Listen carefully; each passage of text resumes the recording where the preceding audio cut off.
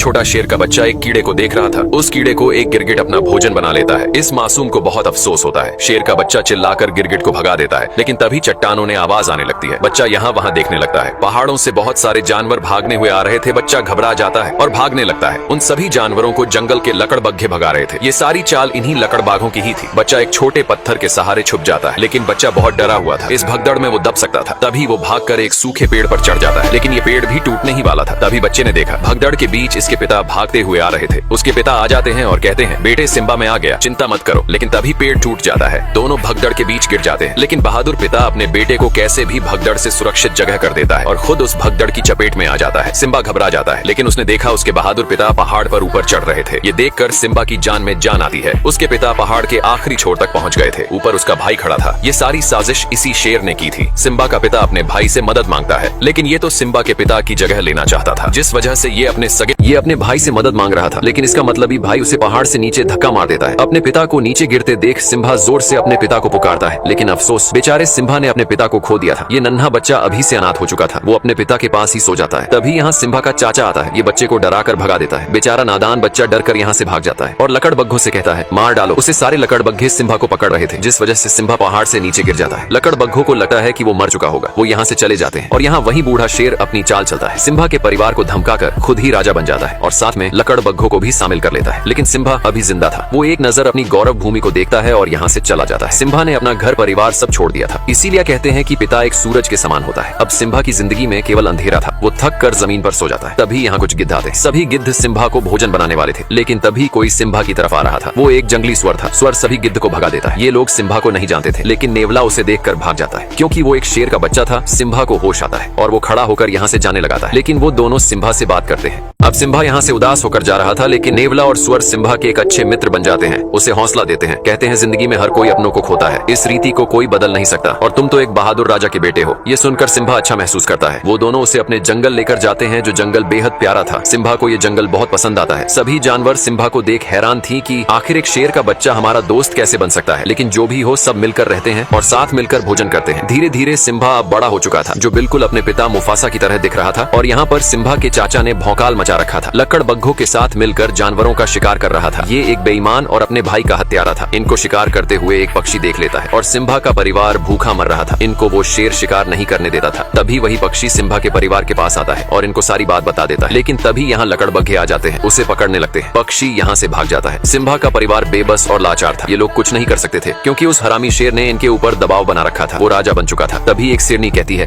हमें कुछ करना होगा। हमें हाथ पे हाथ रखकर नहीं बैठे रहना चाहिए। अब सिम्बा की माँ कहती है, ये हमारी गौरव भूमि है, हमें इसकी हिफाजत करनी चाहिए। समय बहुत बलवान होता है। लेकिन नाला शेर से युद्ध करने को कहती है। तभी इनके पास लकड़बग्घा आता है और कहता है, महाराज तुमको बुला रहे हैं। सिम्बा की माँ उस बूढ़े शेर के पास जाती है। बूढ़ा शेर अपने शिकार को खा रहा था और कहता है, कौन सी योजना बना रहा है तुम्हारा डरपोक परिवार। सिम्बा की माँ कहती है, तुम हद से ज्यादा शिकार कर रहे हो। शेर कहता है, शिकार नहीं करेंगे तो भूखे मर जाएंगे। हमारा काम ही है किसी को मार कर अपनी भूख मिटाने। सिम्बा की माँ कहती है, इस तरह शिकार नहीं किया जाता जिस तरह तुम कर रहे हो। शेर कहता है, तुमने मुझे ठुकरा कर मुफासा को चुना था, अब तो वो डरपोक भी मर चुका है। सिम्बा की माँ कहती है, वो डरपोक नहीं, एक बहादुर और ताकतवर राजा थे। तभी शेर गुस्से से कहता है, आज के बाद पहले लकड़बग्घे भोजन खाएंगे और उसका बचा हुआ तुम और तुम्हारा परिवार खाएगा। सभी लकड़बग्घे खाने के लिए टूट पड़ते हैं और यहाँ सिम्बा को दिखाया जाता है, जो पूरी तरह से बदल चुका था। इसे अपने परिवार की याद तक नहीं आ रही थी। वो भूल गया था सब। लेकिन रात के समय सिम्बा अपने बहादुर पिता को याद करके बहुत उदास था। सिम्बा का बाल उड़कर एक नदी में गिरी जाता है। उस बाल को एक चिड़िया उठा लेती है और अपने घोंसले में ले जाती है, लेकिन दूसरी चिड़िया उस बाल को फेंक देती है।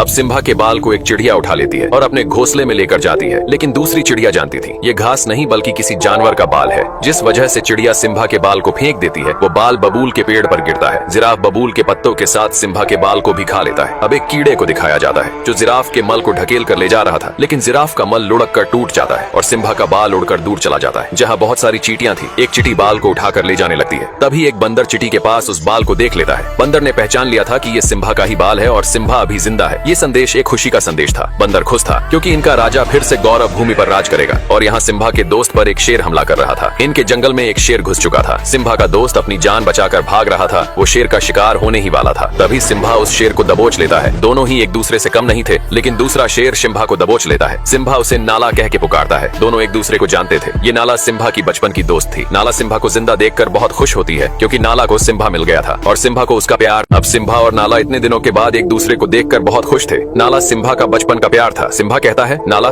इस जंगल में तुम्हें बहुत अच्छा लगेगा, यहाँ सुकून है। नाला कहती है, सिम्बा तुम्हें अपने घर चलना होगा, उस बूढ़े शेर ने हमारी गौरव भूमि बर्बाद कर दी है, तुम हमारे राजा हो, सब तुम्हें देखकर बहुत खुश होंगे। सिम्बा कहता है, मुझे कहीं नहीं जाना, मेरा यही घर है, तुम भी यही रुक जाओ, इस जगह तुम्हें बहुत अच्छा लगेगा। सिम्बा नाला को पूरा सुंदर जंगल घुमाता है, दोनों बहुत मस्ती करते हैं। ये जगह नाला को बहुत पसंद आती है क्योंकि इस जंगल में सचमुच सुकून था। दोनों इस पल को जी भर के जीते हैं। तभी नाला कहती है, सिम्बा अगर तुम जिंदा थे तो तुम घर क्यों नहीं आए? उस बूढ़े शेर ने पूरी गौरव भूमि तबाह कर दी है, हमें कई दिन भूखे भी सोना पड़ता है। लेकिन सिम्बा कहता है, मुझे इससे कोई मतलब नहीं है, अब यही मेरा घर है, मैं इसे छोड़कर नहीं जा सकता। सिम्बा बहुत बदल चुका था, वो भूल चुका था अपने लोगों को। नाला कहती है, कैसे शेर हो तुम, तुम्हारे पिता और तुम में जमीन आसमान का फर्क है, तुम एक कायर हो, डरपोक हो। इतना बोलकर नाला यहाँ से चली जाती है। अब सिम्बा रात के समय जंगल में उदास घूम रहा था। तभी वही बंदर सिम्बा के पास आता है और कहता है, सिम्बा पहचानो खुद को कि तुम कौन हो। सिम्बा बंदर की बात को अनसुना करके जाने लगता है। तभी बंदर कहता है, मैंने मुफासा के बेटे को गोद में खिलाया है। इतना सुनते सिम्बा रुक जाता है और कहता है, तुम मेरे पिता को कैसे जानते हो? बंदर कहता है, तुम्हारे बहादुर पिता को कौन नहीं जानता, मैं तुम्हें तुम्हारे पिता से मिलवा सकता हूँ। सिम्बा बंदर के पीछे पीछे भाग रहा था। सिम्बा को लग रहा था कि उसके पिता जिंदा है, लेकिन बंदर सिम्बा को एक नदी के पास लाता है और कहता है, देखो अपने पिता को। सिम्बा पानी में अपने चेहरे में पिता का चेहरा देखता है। बंदर कहता है, तुम्हारे पिता तुम्हारे अंदर है। तभी सिम्बा को आसमान से आवाज आती है, वो इसके पिता थे। वो कहते हैं, बेटा सिम्बा तुम एक शेर हो और शुरू से ही शेर जंगल का राजा रहा है। इतनी बातें सुनने के बाद सिम्बा में अपने पिता की ताकत और वो जोश महसूस हो रहा था और निकल पड़ता है।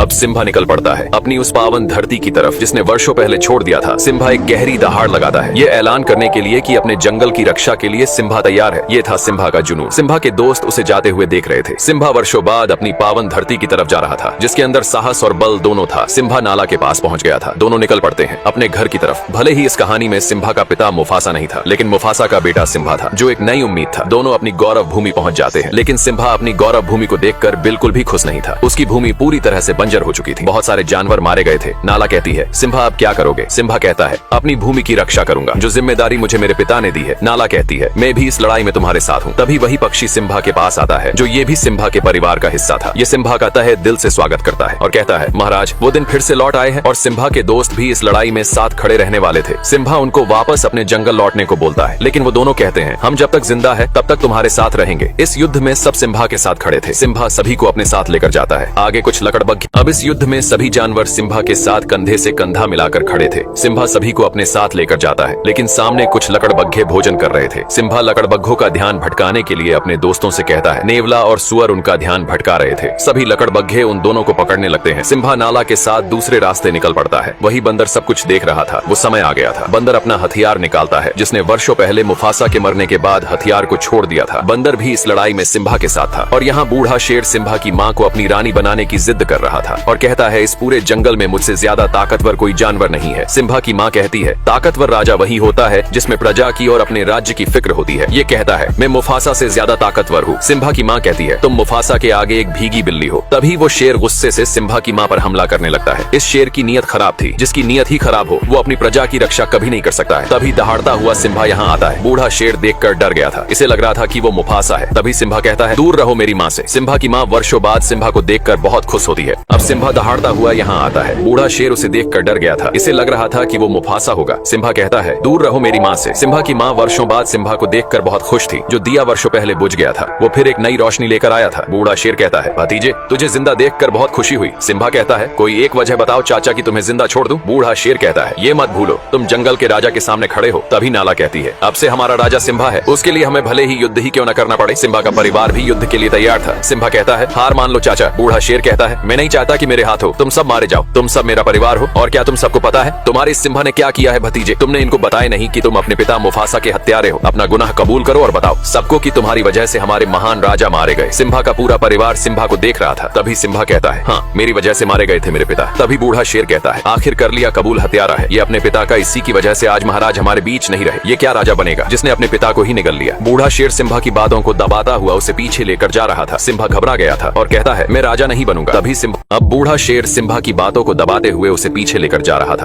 और जोर से चिल्लाकर कहता है, झुकाओ अपने सर को। तभी सिम्बा का पैर फिसल जाता है। सिम्बा चट्टान पर लटका हुआ था। यहाँ जोर की बिजली कड़कती है। ये वो आखिरी पल था जिसमें एक पापी का अंत तय था। बूढ़ा शेर कहता है, ये नजारा मैंने वर्षों पहले देखा था, बिल्कुल तुम्हारी तरह ही मुफासा ने मेरी आंखों में देखा था। बूढ़ा शेर उछलकर सिम्बा के पंजों को दबा लेता है और कहता है, एक राज की बात बताऊं भतीजे, तेरे बाप मुफासा को मैंने ही मारा था। इतनी बात सुनते ही सिम्बा अपने पिता के उस दुख भरे पल को याद करने लगता है। तभी सिम्बा जबड़े से उसके बाल पकड़कर ऊपर आ जाता है और चिल्लाकर कहता है, कैसे भाई हो तुम, अपने सगे भाई की ही हत्या कर दी। बूढ़ा शेर कहता है, ये झूठा बोल रहा है, इसकी बात मत सुनो। तभी सिम्बा की माँ कहती है, तुमने मुफासा को नहीं मारा तो उनकी आंखों में कैसे देखा। बूढ़े शेर का अंतिम समय आ चुका था। तभी बूढ़ा शेर लकड़बग्घों से कहता है, मार डालो सबको। सभी लकड़बग्घे सिम्बा के ऊपर टूट पड़ते हैं, लेकिन सिम्बा सभी लकड़बग्घों को जबड़े से दबाकर फेंक रहा था। नाला अपने परिवार को हमला करने को कहती है। सिम्बा का पूरा परिवार लकड़बग्घों पर टूट पड़ता है। ये था एक भीषण युद्ध जो सत्य और असत्य के बीच हो रहा था। सभी लकड़बग्घे सिम्बा को गिराकर नोचने लगते हैं। नाला ये देखते हैं, दौड़ पड़ती है। ये था नाला का अपने प्यार के प्रति लगाव, और सिम्बा के दोनों दोस्त भी इस लड़ाई में शामिल थे।